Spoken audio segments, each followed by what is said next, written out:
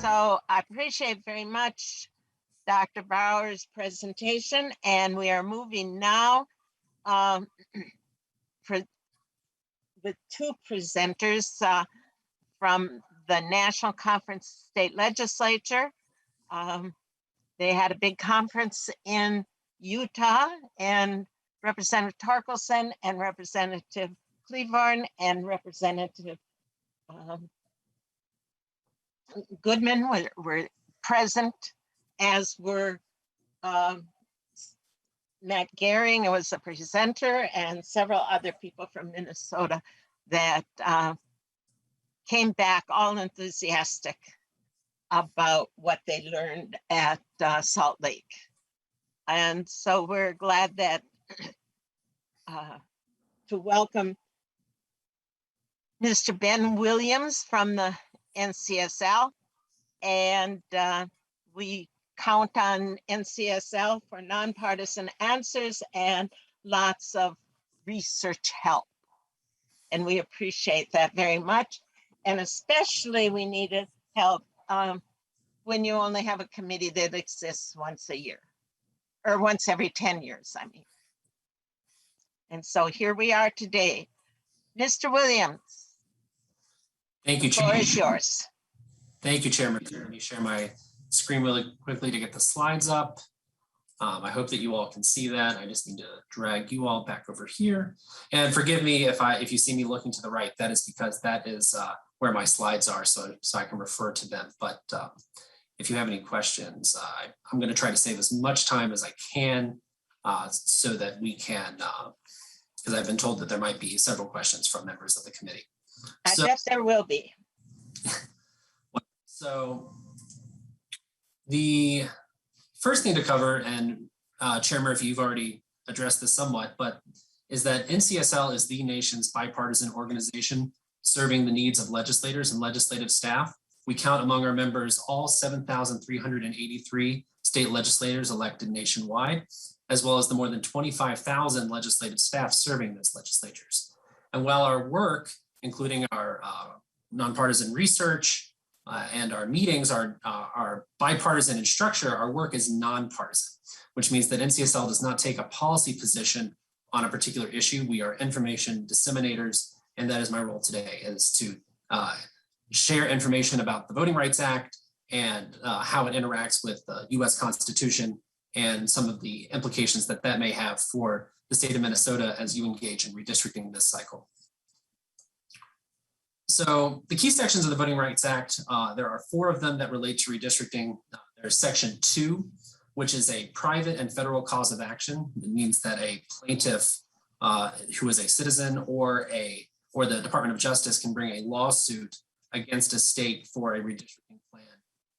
And that's their the legal basis for that lawsuit. Section 3 is a remedy for violations of the US Constitution or the Voting Rights Act. As you'll see a little bit later, it is infrequently invoked, but it does exist. And then sections 4 and 5 of the Voting Rights Act go hand in hand. Section 4 relates to the formula that determines which jurisdictions, whether they be states, counties, municipalities, are subject to section 5, which is known as the preclearance regime. And we'll go into more detail about those in a moment. So the first section is section 2. Section 2 of the Voting Rights Act prohibits vote dilution and redistricting. And what that means, as Matt Gehring referred to earlier, is that a minority group under section 2, if they qualify under the provisions of the law, which is I'll go through on the next slide, must be able to have the opportunity to elect a candidate of their choosing. Section 2 of the Voting Rights Act applies nationwide, and it requires litigation. So unlike section 5 of the Voting Rights Act, section 2 is not prophylactic. It doesn't require a state to pre-clear changes to their laws with the federal government before they go into effect. The burden of proof in a section 2 vote dilution case is discriminatory effect.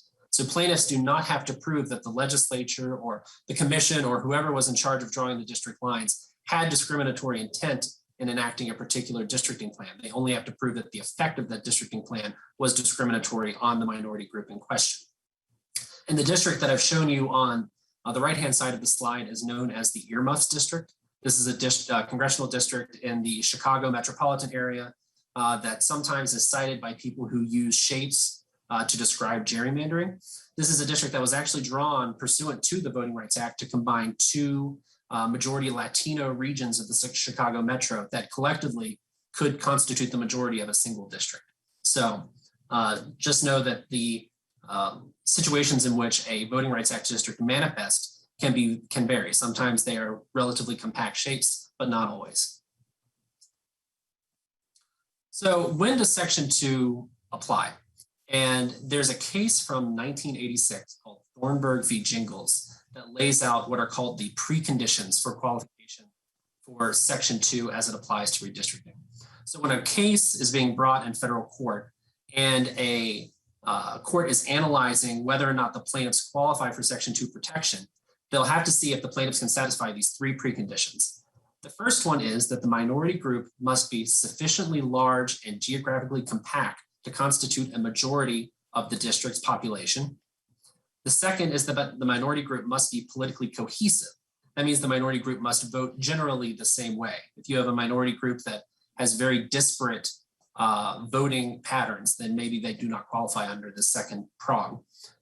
And the third prong is that white voters act as a block to defeat the minority group's candidate of choice. And essentially a way to think about that in this case is you may have a minority group that votes overwhelmingly as a block for a particular party. But if the white group around them also votes the same way, then there is no white voting as a block to defeat the minority candidate of choice, in which case the Voting Rights Act would not apply to that particular situation. Under the Jingles rules, if you qualify under all three prongs, a court then looks to the Senate factors, which is the second set of tests. This comes from the United States Senate report and the Voting Rights Act reauthorization of 1982. You should know that in general, this is not always the case, but in general, if a plaintiff is able to prove all three preconditions of Jingles, they are probably able to prove the Senate factors under a totality of the circumstances analysis as well. So most of the analysis when it comes to Section 2 of the Voting Rights Act comes in Jingles, but just know these Senate factors exist as part of the legal framework as well. There's been a lot of discussion recently about a case at the US Supreme Court earlier this year called Brnovich v. Democratic National Committee about the implications it has for the future of the Voting Rights Act. And I think it's important to highlight that there are two distinct doctrines in the VRA that have developed in courts over the past 50 years. One of them is related to the elections context, and one of them is related to the redistricting context. And Brnovich was related to the elections context only. So vote denial claims are Section 2 claims brought in the elections context. So you can imagine a voter ID law or a rule relating to when poll locations are closed, opened, or the particular hours. These are the kind of laws that may receive Section 2 scrutiny on the election side. And the Brnovich case was notable because it was the first time the US Supreme Court had touched on these vote denial claims since the Voting Rights Act was reauthorized in 1982. In redistricting, there's a much longer history of Section 2, and the Supreme Court has stepped in multiple times to clarify what Section 2 of the Voting Rights Act means in that context. And you have listed a few of the cases here. These are not all of them. There are many more cases that have reached the US Supreme Court related to Section 2 in the redistricting context. But I just wanted to show you that while the Brnovich case may highlight trends at the US Supreme Court around jurisprudence generally, the doctrines laid out in that case do not apply to the Voting Rights Act in the redistricting context. So for all intents and purposes, the doctrines that you have dealt with in prior decades in regards to the Voting Rights Act and redistricting still apply. Brnovich did not change those. Section 3 of the Voting Rights Act is known as the bail-in provision. And it's a remedy available from courts who find violations of the 14th or 15th Amendments to the US Constitution. And I think the only important thing to know here is that this is a very rarely invoked provision. It's not something that you can ask for as part of a lawsuit. It's only something you can ask for in the remedial stage of a case after a state has been found liable for violating the US Constitution or the Voting Rights Act. And it's limited in duration. So a judge, it's entirely up to their discretion how long they subject the guilty jurisdiction to this version of preclearance. Sometimes it's only for one individual redistricting cycle and only one particular aspect of election law, as happened to the state of Arkansas in the 1990s. It can be longer and it can be broader, but just know this is a very infrequently invoked provision, but it does exist. And plaintiffs in cases do frequently ask for it from federal judges, but they are not typically granted this as part of their remedy for a violation of the Voting Rights Act or the US Constitution. The final two provisions go hand in hand, sections 4 and 5. Section 4 is known as the formula provision. So when Congress was crafting the Voting Rights Act in 1965, the Congress at the time wanted to create one provision that was particularly intrusive onto the authority of states to pass new election laws because of a history of pervasive racial discrimination in particular parts of the country. And so this provision, known as preclearance, said that in the future, if a state wanted to make a change to any of their election laws at all, they would have to receive permission to make that change from the United States Department of Justice or from a federal court in Washington, D.C. And Section 4 of the Voting Rights Act listed a formula. It was based on particular indicia of discrimination, that if you qualified under those indicia, you were subject to the preclearance regime. There are methods for getting out of the preclearance regime, but in general, a jurisdiction would have to prove that they had not discriminated against minority groups for a particular amount of time in order to be bailed out. Section 4 of the Voting Rights Act, that formula, was found to be unconstitutional as drafted in the case of Shelby County versus Holder, which was decided by the United States Supreme Court in 2013, because the formula had not been updated since the Voting Rights Act was initially authorized in 1965. The Supreme Court did not say that the preclearance regime per se was unconstitutional. It just said that the formula needed to be updated regularly for changing circumstances and cannot stay the same reauthorization of the Voting Rights Act after reauthorization of the Voting Rights Act. There is legislation pending in the United States House of Representatives and the US Senate right now that would reauthorize Section 4 of the Voting Rights Act with a new coverage formula tied to newer circumstances. So just know there is a possibility of more federal action in this space, but it is unclear whether or not that legislation will pass. This is a map of the states that were subject to Section 5 of the Voting Rights Act in 2013. You can see that the states in the yellowish color were ones where the entire state, anytime a state law was passed, had to receive preclearance. The states in green were states where the state government had not been subject to it, but there were localities within that state that had been subject to it. So there are some counties in New York and Minnesota, or sorry, in Michigan and in California that had been subject to Section 5, but the state as a whole did not. That meant that the state did have to pass or receive preclearance for the redistricting plans in some cases because of those particular aspects, but not always. And it should be noted that in the states that you see in the yellow, it is frequently true that there were localities who were independently subject to Section 5 of the Voting Rights Act as well. So you may have had the state having to receive preclearance. There also may have been a county or a city that independently had to receive preclearance anytime they changed their municipal codes related to election laws. So that's one side of the coin. The flip side of the coin is the United States Constitution and the Equal Protection Clause. And Matt Gehring referred to this earlier in his presentation, but this is a doctrine known as racial gerrymandering. It comes from a case called Shaw versus Reno in the 1990s. It's grounded in the Equal Protection Clause, and the claim has changed over time. In the original racial gerrymander, which is the district that you see on the left-hand side of the screen, this is the North Carolina 12th Congressional District. The claim was white plaintiffs suing for lack of compliance with traditional redistricting principles. So if you read the Supreme Court's opinion, they talked a lot about compactness and there being no logical reason for a district to be drawn this way other than for the purpose of race. It emerged later over time that the test was not weird shape equals racial gerrymander, but was predominance, which means that race cannot be the predominant factor in the construction of a particular district. In the 2010s, the plaintiffs who brought these claims changed from white plaintiffs to black plaintiffs. And in these cases, it was black plaintiffs suing for vote dilution claims outside the scope of the Voting Rights Act. And a way to explain that is if a district was drawn with 55, 60% black voting age population, and the state said that they were doing that to comply with the Voting Rights Act, that plaintiffs would argue that those districts were drawn to pack minority voters into particular districts rather than dispersing them more evenly. And there's no claim under the Voting Rights Act for being overly packed into a district. It's mainly a remedy for being cracked or drawn into multiple districts and not being able to elect your candidate of choice in any district at all. So this was a tool that was used to push down on having too many voters of a particular minority group in a particular district. So there's the duality to this. I've given you a slide with a relatively rudimentary sense of the legal analysis. Just know there is more detail to the racial gerrymandering doctrine than this. I would recommend reaching out to committee counsel for a deeper understanding. But in general, this is the logic that you would follow in the courts if you were trying to determine whether or not a district challenged as being a racial gerrymander was lawful. So the first question would be, did race predominate in the creation of the district? If no, then the district is valid. If yes, then there's a question of state justification.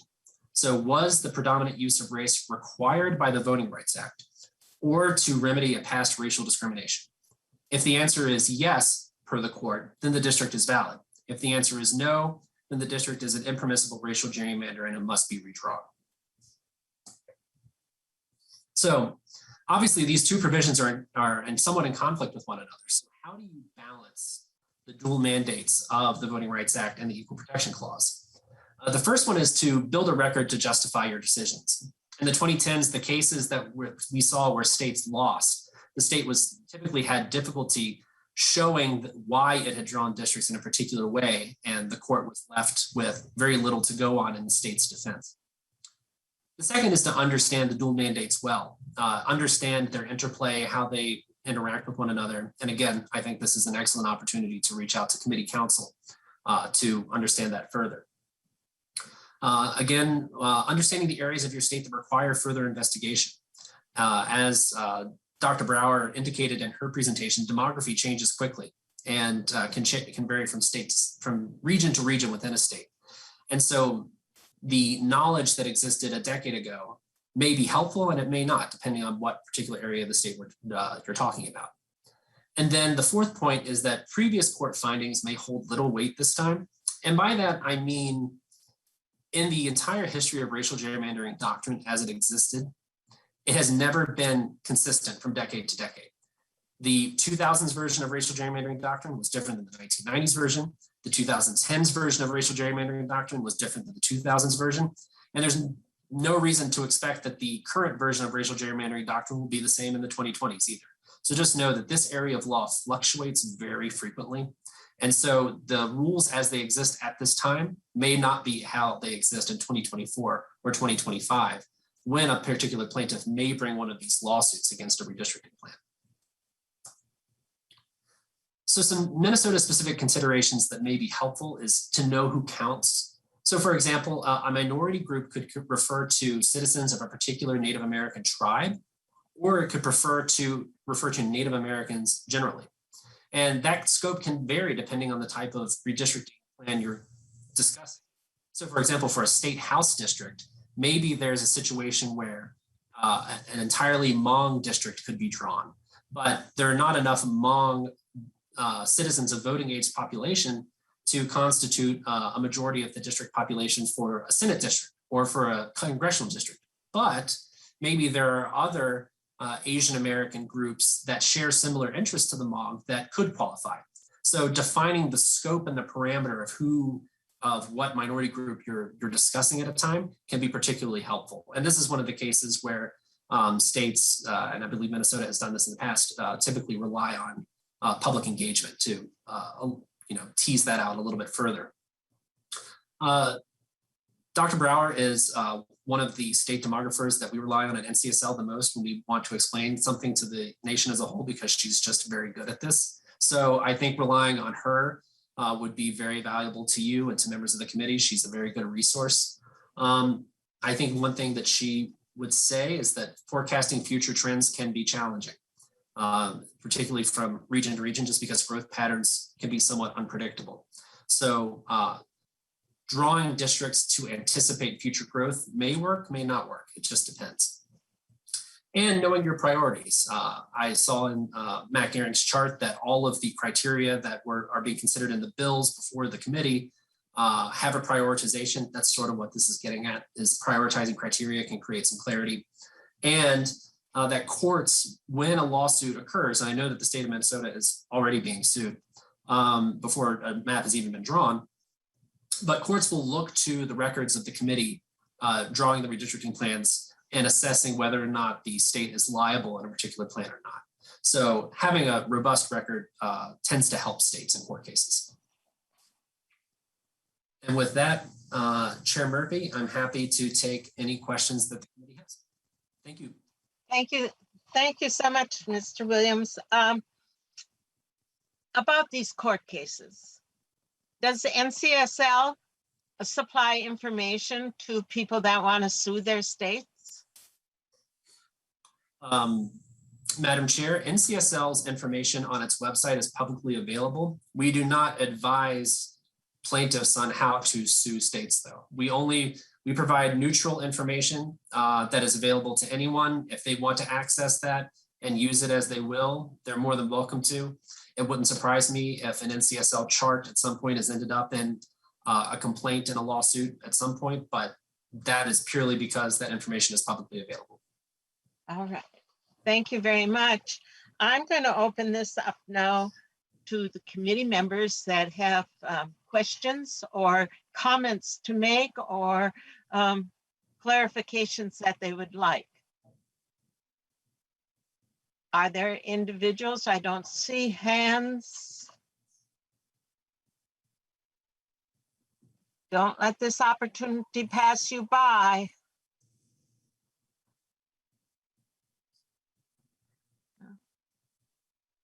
Vice Chair Claiborne, do you have any comments to make about the presentation or that needs clarification? Well, I would like to first start by just saying thank you to Mr. Williams. I did attend the NCSL conference and asked questions there. So at this time I don't, but I see that Representative Bonner does have her hand up. All right, Representative Bonner, I recognize you. Thank you, Chair Murphy.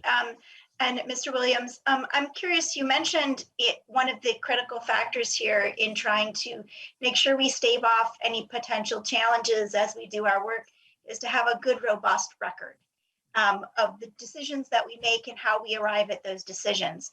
And I'm curious if there are any specific factors that you think help to maintain a good record or any specific components of a good record that we should keep in mind as we do that. Mr. Williams.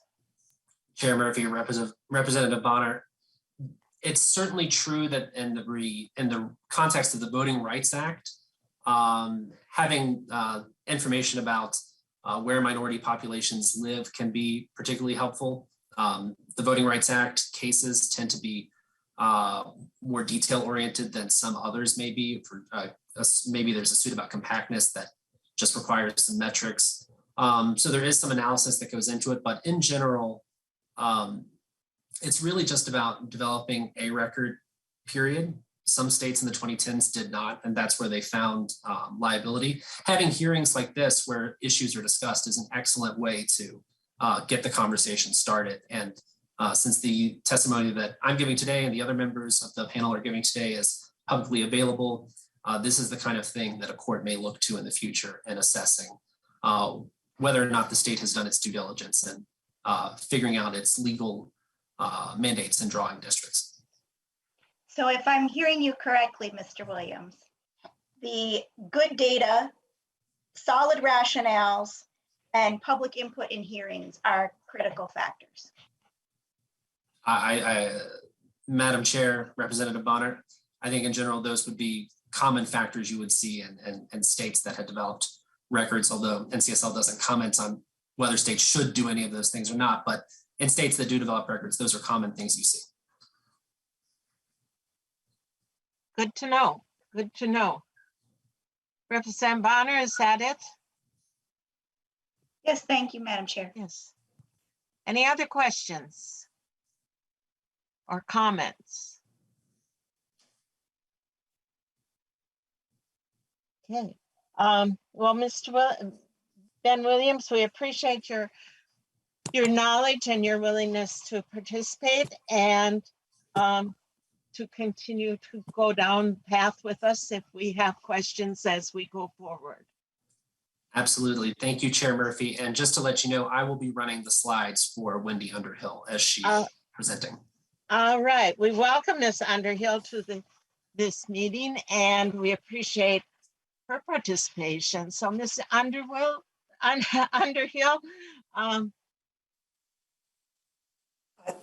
you Thank you, come Madam onto the Chair. screen? There. Thank you very much. How nice All to right. meet you and welcome Thank you into our homes or And wherever we are. and you're welcome to my office here at the office building. It is a pleasure to be here with you, Madam Chair and members of the committee. We always appreciate having the opportunity to see the real work of the legislators. We like to think that we know what goes on in legislatures, but the only way we know it is by having these opportunities. So thank you. I've been asked to talk specifically about one criterion for redistricting, and that is communities of interest. And Ben, let's go to the next slide. Oh, let's get the slides up. And I'm not seeing them. I don't know if other people are. There we go. There we go. Great. Okay. So this phrase that we've been using, communities of interest, it really is a term of art, which is a way of saying that there's no one single definition. So this could mean that districts, generally speaking, are designed so that groups of people who have like interests are grouped together in the districts. 25 states, this doesn't include Minnesota, have the preserving of communities of interest written into their constitutions or statutes. We at NCSL are seeing that some of the states that don't have it in their constitution or statute are considering whether they want to add it through guidelines this cycle. I think we may have missed the window for adding it statutorily and definitely constitutionally. And even for those states that do have communities of interest as a specific criteria, they are still discussing what it means in practice and how to implement it. And that's because most constitutions and statutes are very vague about what it means. It's there, preserve communities of interest, but what does that mean? And here on this slide, we've provided 3 definitions on what it could mean. You'll notice that California's is sort of written in the negative, what it shall not mean. And it shall not mean in California anything related to politics. In general, this phrase, as I've said, does not have a generally accepted definition, but I would like to read for you the definition that is in NCSL's publication, Redistricting Law 2020. That's the book. I think you all probably have it. It is communities of interest are geographical areas such as neighborhoods or a city or regions of a state where the residents have common demographic and or political interests that do not necessarily coincide with the boundaries of a political subdivision such as a city or county. I think we could take that apart every which way, and when we get close to 2030, we'll probably rewrite that definition. So my point, I guess, here is that first, do you want to acknowledge communities of interest as something to preserve? And then what does it mean when you do that? And I think you all already know that the way that's generally done is by asking the public to identify what they see as their own communities. On this next slide, I've put up the language that Minnesota used before. I think you're familiar with it from the work that Mr. Gehring did. And then I just want to make one more comment before we move on to a couple of specific examples. And that's that communities of interest is just one of many criteria. We've discussed some other ones earlier on, and these can and do sometimes conflict. Well, now here I've brought you Boulder County. This is in Colorado, and I've circled the town of Nederland. Truly coincidentally, this weekend, I was visiting with a friend of mine who lives in Nederland, and she mentioned to me that the Redistricting Commission in Colorado has put out draft maps for comment, which is just great. And she saw that her town of Nederland is connected to the towns that are on the other side of the edge of Boulder County. And that sort of firm line on the left of Boulder County is the Continental Divide. And in Colorado, the Continental Divide is a pretty big deal to us. And you're on the east side or you're on the west side. And we see that as a firm, like you might see a highway or a river. So she was telling me that she wasn't very happy because the only thing that stands between her and the Continental Divide is national forest, much of which is preserved as a wilderness area.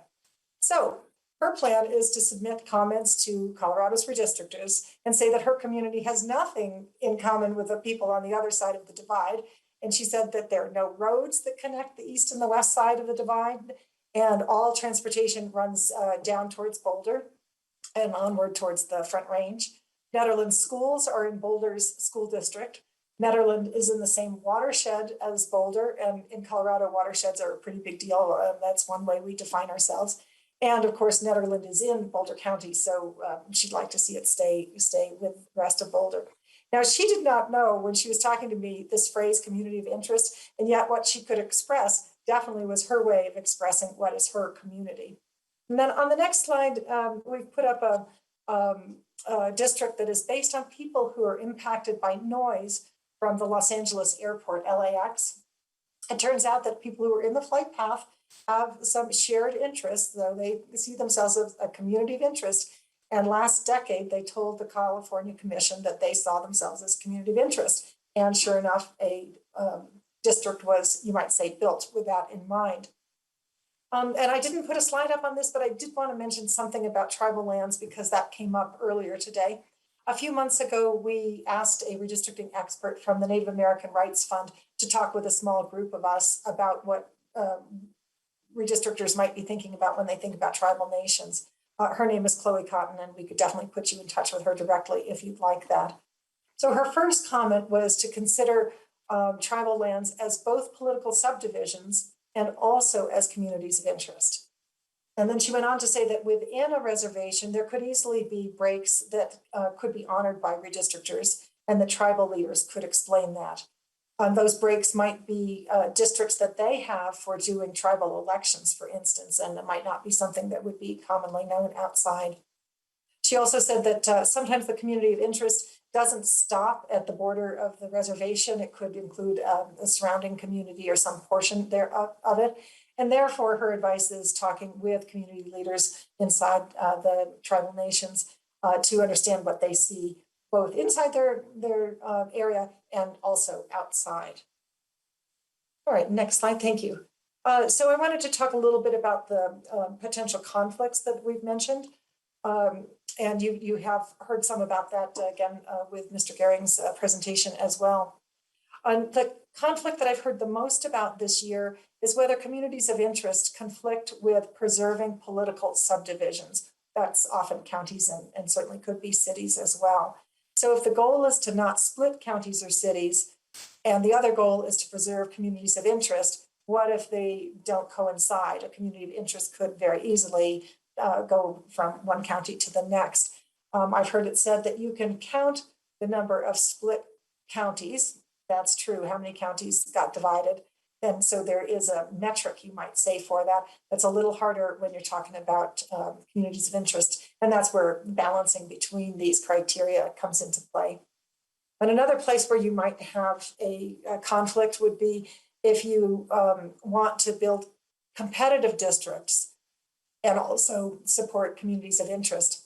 A competitive district, almost by definition, would be not very cohesive. You'd have people with different, at least different political perspectives. And communities of interest are, of course, trying to foster cohesion. Might not be cohesion based on Democrats and Republicans, but cohesion. So just kind of interesting to think about how those might not come together.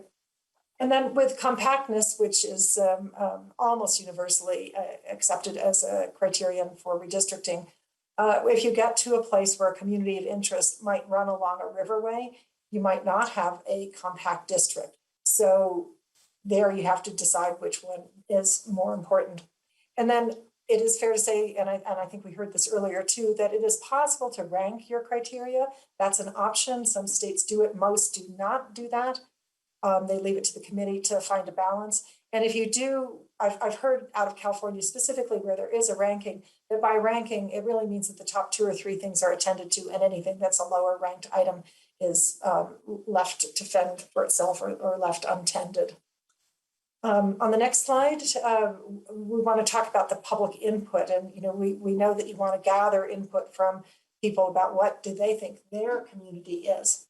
And this decade, we expect that there will be much more public input in general about redistricting of all kinds. And particularly more input that is specific to communities of interest.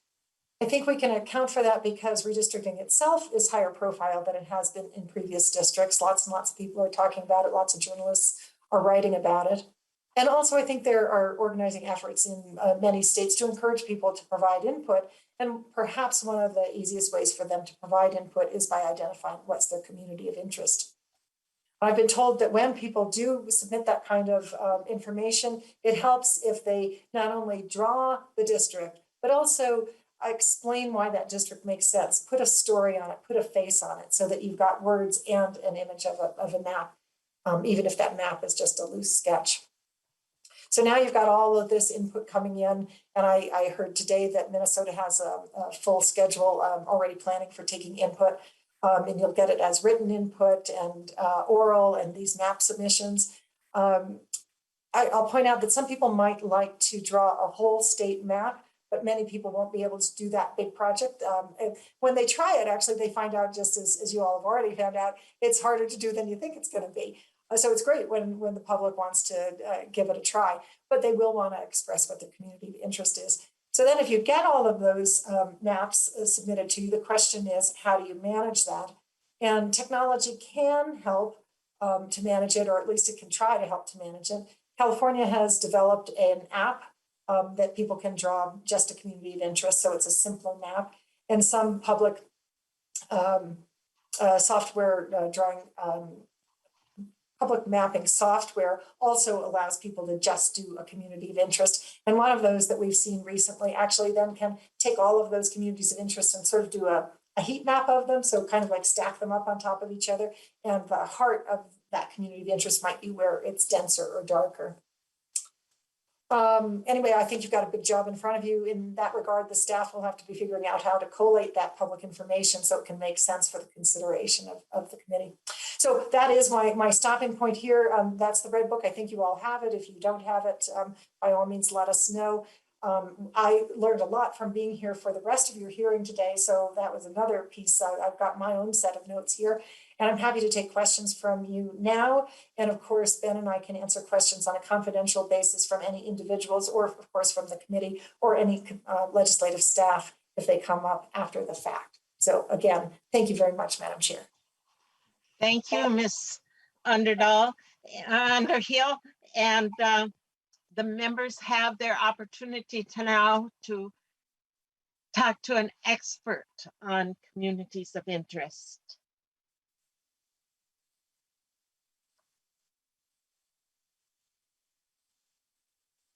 Representative Cleveland. Thank you very much, Madam Chair. And to Ms. Underhill, my question to you, when you were speaking about the tribal nations being both a community of interest as well as a political subdivision, was there any discussion, was there any comment in that discussion about the preference of one over the other, or is it just to hear their preference once we do the listening sessions? Ms. Underhill. Madam Chair, Representative Cleveland, the overwhelming response or answer for everything we brought to Chloe Cotton was talk to the people who are part of that tribe. And she often referred to them as tribal leaders, but in listening to your conversation here today, I'm wondering if it's more than tribal leaders. Perhaps it's, I don't know how you get that input, but from the tribe itself. And I think they might say, preserve our boundaries. That's most important. If we can get it to be the community of interest with whatever around the edge, that's my guess is the priority order. Okay. Madam Chair? Representative Cleveland. Ms. Underhill, on your slides, you also had core districts listed, but I don't know if I missed it or if you skipped over it in getting through your slides. Is there anything about core districts you would like to say to us? Ms. Underhill. Madam Chair and Representative Cleveland, I did skip over it. I guess I thought that it's been a long day for everyone, so I left it out. Don't worry about that. We have time. All right. So if I were going to say something about preserving cores of districts, the intention behind that is to provide continuity for citizens so that they don't have to have a new person every time they turn around who they can turn to, so that those relationships between the representatives and the community can be maintained. And that might easily be a community of interest. You could almost think of it in that same regard, because they already have a lot of commonality that they've been together. But you could also imagine that that might not be the case, that there could be an overlap of the cores of prior districts that is different than the communities of interest that you learn about when you do the public input hearings. Thank you very much.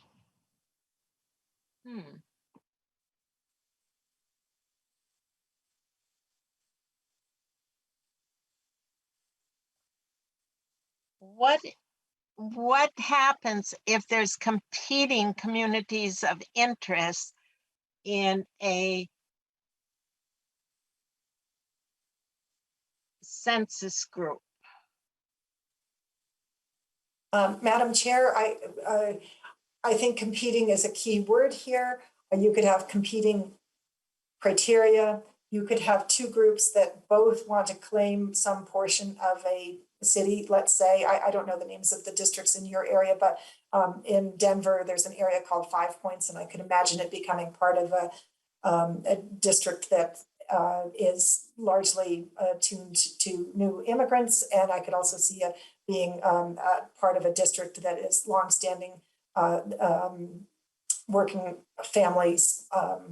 And those could both try to claim the same territory. At some point, you all have to make the decisions that you can't do any donut holes, as we heard. You can't have any non-contiguous areas, and you could split it into different regions, and you could make the argument that if, let's say, there's 3 representatives for this 5 Points that I'm thinking of from Denver, that they have 3 times as many people they could go to have their voices heard. Or you could say that means they really don't have representation because no one's really paying close attention. So I'm afraid that's kind of where the hard work gets done.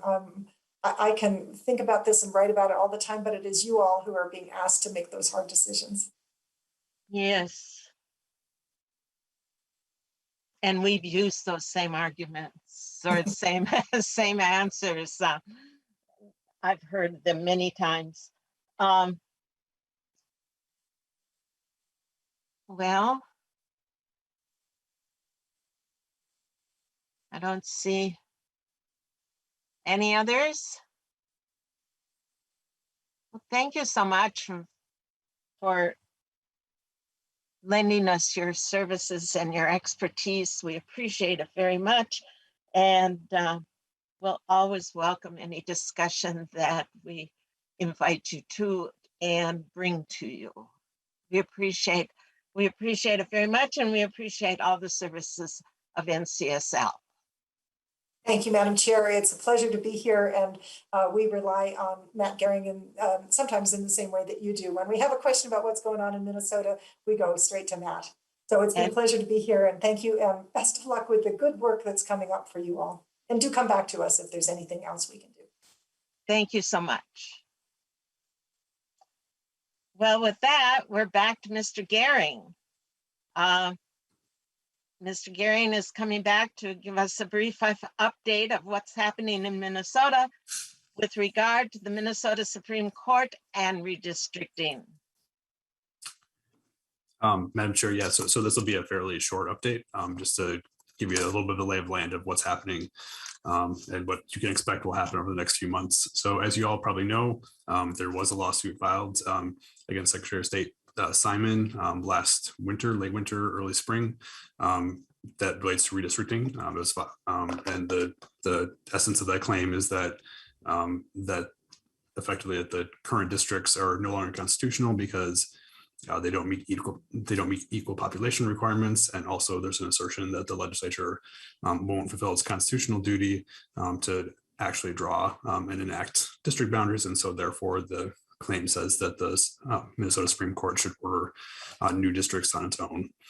This pattern in this lawsuit follows roughly the same pattern that we've seen over previous decades.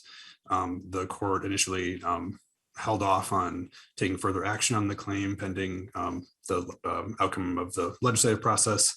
As of June 30th, the court did agree with the plaintiffs in that case and appointed 5 judges to what's called the special redistricting panel. So those are the judges that will hear we'll hear further proceedings related to redistricting in the judicial branch between now and the date of required new districts next February.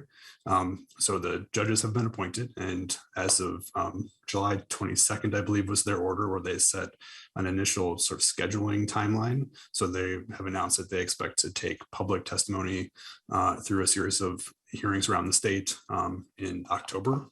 October 11th through the 20th is kind of the time that they've locked off for public hearings. So that's kind of where they are. They haven't really taken on any of the substantive issues at this point. The court process starts relatively slowly, and traditionally the courts have recognized that this is really a legislative responsibility through the Constitution, and so they try to wait for legislative action before really issuing any significant orders. But because of the way that the census data has come to us this year a bit late, it's likely that you will see some overlap between the special court panel proceedings and your proceedings in this committee, which may you may get questions, you may get confusion from some of your constituents about what's happening and who's sort of in charge because of that. And my suggestion is just that we'll have to sort of take that a day at a time as we go through the process, because this will be new to everyone. So in any case, that court panel has been seated. It's starting its proceedings. It will be taking public testimony in October. And that's where the case stands at this point. Mr. Gehring, can you tell us a little bit about the judges, the court? Are these the Supreme Court active Supreme Court members that are going across the state and taking public testimony, or is this a different group of judges? Madam Chair, so the 5 judges are not Supreme Court justices. They're judges that were appointed by Chief Justice Gilday. So I'll read their names to you and let you learn about them on your own. It's Judge Louise Bjorkman, who's a presiding judge on the panel, Judge Diane Bratvold, Judge Jay Carlson, Judge Juanita Freeman, and Judge Jody Williamson. So they will make up the 5-judge panel for the cycle. And as I said, their sort of delegated responsibility from Chief Justice Gilday is to sort of take on this sort of specialized work of hearing redistricting related claims and then issuing orders as they determine to be appropriate. Thank you for that clarification. Representative Torkelson. Well, thank you, Madam Chair. And thank you, Mr. Gehring. You described the data as coming a bit late. Could you please, I think that's an understatement myself, but could you kind of just review what has been the more normal timeline for this data release and how it's been handled by the legislature in comparison to what we're up against this particular cycle? Sure, Madam Chair. Mr. Gehring. Representative Torkelson. Yeah, so typically in a sort of typical decade census cycle, what we would have seen was receipt of the statewide population numbers and apportionment numbers for our members of Congress by the end of the census year. So in this case, it would have been as of December 31st of 2020, we would have known how many seats were allocated to Minnesota. And then the redistricting specific data, the census block level data that Ms. Brower talked about in her presentation would have come sometime in March of the following March. So we would have expected it last March of this year. And so with that schedule and with the way the legislative session schedule works, typically what would happen is that the legislature would have received that data and then begun the process of drawing maps during the regular session. Instead, what we saw at this time, because of a variety of factors that delayed the results of the census, that we didn't get the apportionment numbers until very late in the regular session, and then the redistricting data just came out last Thursday. So, and that's still, my understanding is still being processed by the LCC staff. So you'll have access to it to draw maps relatively soon, probably in the next day or two, if you haven't received it already. But that's that's really the point at which you have sufficient information to do your new boundaries. So we are really, typically we would have been at this place in terms of data receipt last March, and instead we're starting it now in August. But the deadlines for creating new districts remains the same. So you still have the February 15th, 2022 deadline for enacting new boundaries. Representative Torkelson. Well, thank you, Madam Chair, and thank you, Mr. Gehring. So I think at least I feel the description is a bit late is a bit understated, that information is very late. And as you said earlier in your presentation, the courts are going to be doing their work really simultaneously with us. And so the need for us to expedite this process, I think, is apparent. And I'm happy that we're finally getting started a bit late. Thank you, Madam Chair. Any other comments? Any other questions of Mr. Gehring?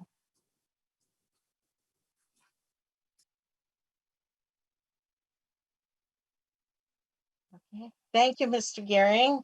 On this, we have one more item on our agenda, and that is House File 2632.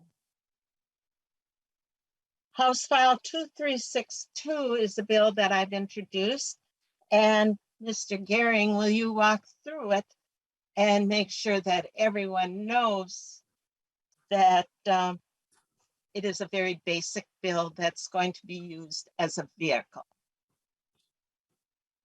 Madam Chair, sure. So I'll just walk through technically what the bill does.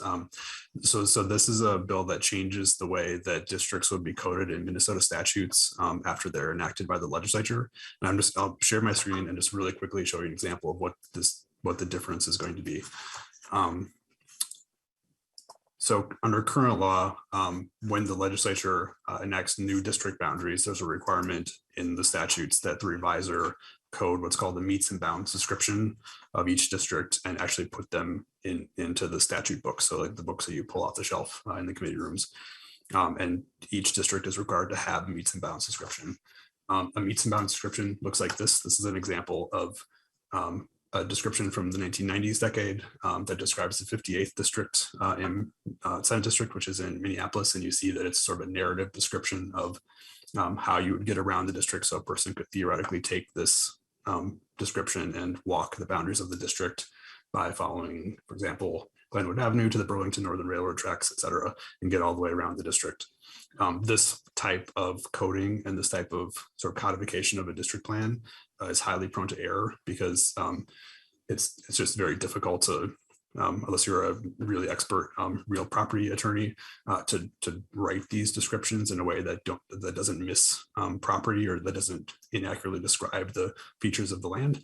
And so what this bill would do, instead of requiring this type of description in the statutes, it would require a publication in the statutes of a plan components report, which looks like this. So instead of having a narrative description of the railroad tracks in Minneapolis, instead the statutes would include just a precise listing of the specific census blocks, and the cities and counties are included within each district. So this way you ensure that there's no missing territory or errors in the territory, except to the extent that there might be an error in the census block data. So that's it. It makes, of course, we don't advocate for bills in House research, and I'm not advocating particularly for this bill, but to the extent that this is sort of a technical change that's not quite reviser's bill in nature, it is intended to be a technical change in the statutes that minimizes the risk of error in reflecting the work that you all do in this committee.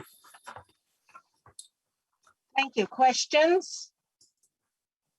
I'm sure there will be additions and corrections as we proceed along. Any other comments on House File 2632? Madam Chair. Representative Torkelson. Thank you, Madam Chair. Mr. Gehring, in the past, there have been some mistakes made in redistricting maps. Could you just kind of briefly describe how we kind of rectify those potential errors that could be made in this process? Oh, good point, Representative Torkelson. Madam Chair, Representative Torkelson. Representative Gehring or Mr. Gehring. Madam Chair, Representative Torkelson, yes, so in the 1990s decade, Minnesota was sort of notorious, or at least notorious to people who follow redistricting, for having a number of errors in the meets and bounds description of the districts, which then led those districts to be challenged in court. And there was a series of cases that went back and forth and didn't get resolved fully and completely until 1998 to fully codify and accurately describe the districts. And that's part of the reason for those errors was because of the meets and bounds descriptions that were included in the statutes. All right. And Representative Torkelson, is there anything else? Nothing else. Thank you, Madam Chair. Anything else? Does any other committee member have anything else, any other questions? If not, we have completed our agenda. And Ms. Conley, could you remind us about the next meeting? Members, the next meeting is next Wednesday, the 25th, starting at 2 o'clock.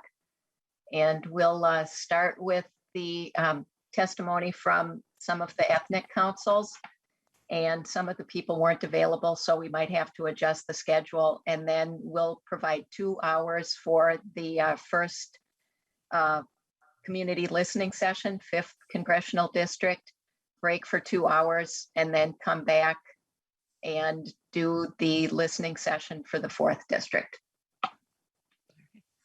Representative Torkelson.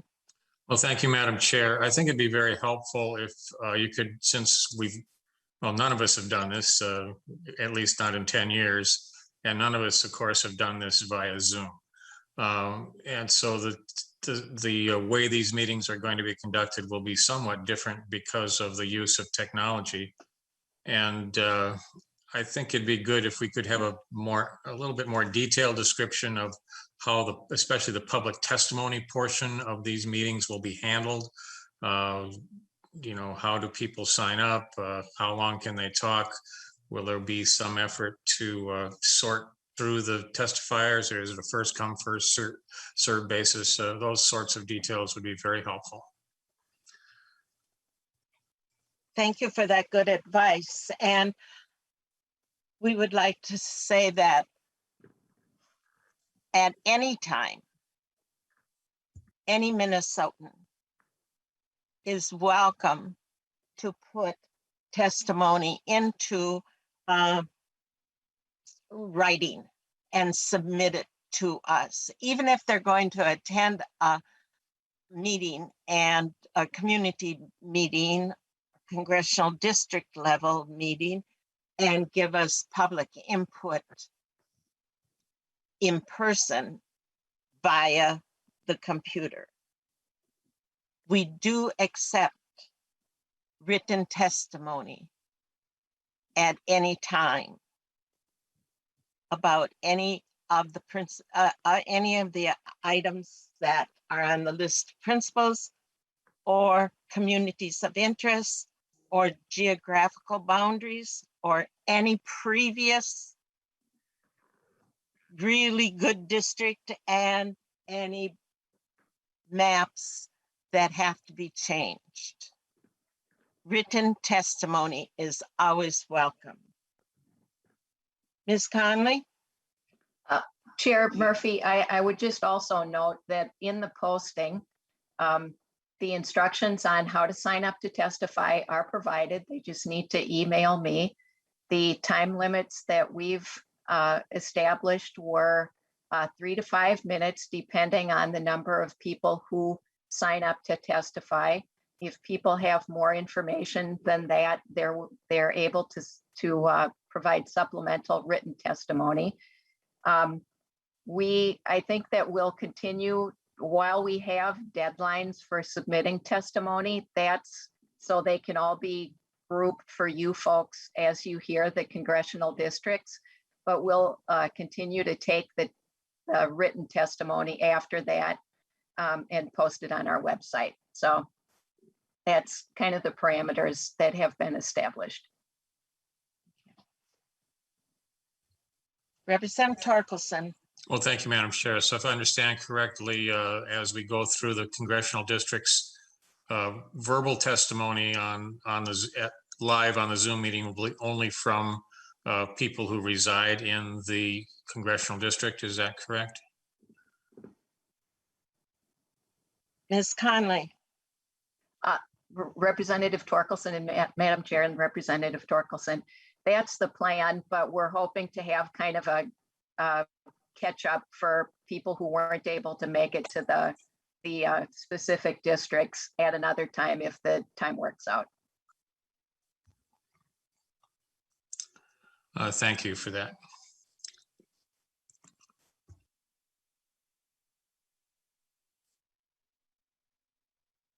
Is there any other questions? Any other comments from anyone on the committee? If not, thank you for being here. Madam Thank Chair, you. Representative Cleburne, thank you. Vice Chair Cleburne. I just want to take a moment to say thank you. Thank you for being thoughtful, Chair Murphy, for giving us the time to actually receive the data so that people would have an idea of what their districts would look like. To not allow the process to be so rushed that public input would be missed. So I just want to thank you for your thoughtful leadership and your commitment to hearing Minnesotans and making sure that all of the voices are heard and in a publicly safe manner. So thank you for that. Thank you. Any further discussion? Any further advice? If not, this meeting is adjourned.